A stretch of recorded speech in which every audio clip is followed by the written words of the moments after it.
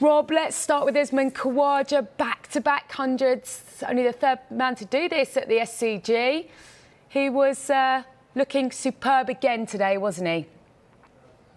Yeah, and when you think about the only I mean, he's another one. There's not many benefits of COVID, but he's one of them because Travis Head unfortunately tested positive, who'd had a really good series at the start of it. It was between those two. So Khawaja's got his chance, and boy, has he taken it. I mean, he's actually given Australia those great problems that everyone talks about, where they've got too many batsmen. Surely he's going to play, isn't he, in the final test as well? Oh, yeah, no, without question. It's now, how do they get him on? Well, they'll keep him in, and who do they remove when Head comes back, when he gets out of isolation? Who do they remove for the future? Probably Harris, the opener. And tell us, Jack Leach, he's had a bit of a difficult few weeks, particularly early on in this tour. 4 wickets, though, for him today. How impressed were you with him out there? Yeah, I'm really pleased for Jack Leach, actually, because I think he's been treated pretty poorly by England. You know, he's very rarely has he been given a good run in the side. Very rarely has he sort of been given any sort of responsibility with the ball. He's always been used as an afterthought. So now, because of injuries, because of Stokes being injured, it's actually forced England's hand. So Jack Leach, like we talk about with young batsmen, is now being allowed to learn on the job, to actually try and find some rhythm. So it's really good to see. I just mentioned that 30 is the biggest opening partnership of England's batters. Zach Crawley and Haseeb Hameed survived the final 11 overs of the day, didn't they? Look, it's been really tough for all of England's openers during this tour. These two, they need a good show, don't they? Do you feel that maybe they're even playing for their international futures in this innings? No, I don't, because they're young, and this is what it's about, really. A lot of people have struggled, and this is where it's about, what do you learn as a player? Are you tough enough to be able to learn from this and actually then put in a performance? And tomorrow they both have a chance to score an Ashes 100, which will be the making of a player rather than the finishing. And if they don't, you know what, they'll still have a chance to come again and show what they can do. I just hope, actually, Johnny Bairstow and Ben Stokes yesterday, for the first time in about a year at least of English cricket, maybe even 2 years, someone threw a punch back at a good bowling attack other than Joe Root. Joe Root has been a class apart.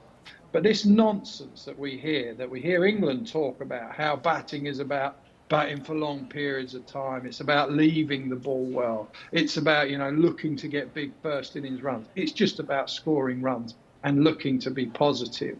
They have been so negative for such a long time, that setup. When you go back to them against New Zealand at Lords, when they didn't even attempt to chase 270, and blokes just coming out and trying to block the life out of it. Well, this is where it gets you. It gets you getting hammered in an Ashes series. And Johnny Bairstow yesterday, he showed exactly how you're meant to go about batting. Nathan Lyon, the great Nathan Lyon, who calls himself the GOAT, went at 5 and over.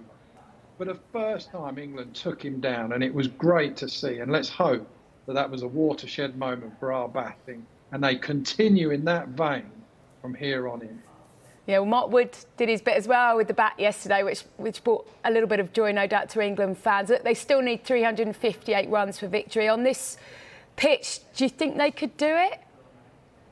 Oh, look, they're up against it. To be honest with you, I don't care. I just want to see them play some positive cricket. The way that Crawley played at the end when he got 20-odd, at a decent rate. Hameed looked better, but I want to see him being able to put bowlers under pressure.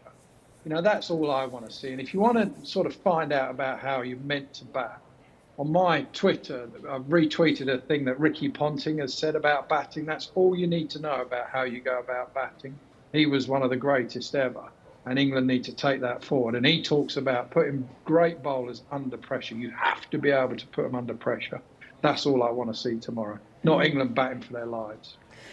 There are a lot of injury problems for England, aren't there, ahead of this final day? And when you look ahead to the last test, that starts on Friday, doesn't it?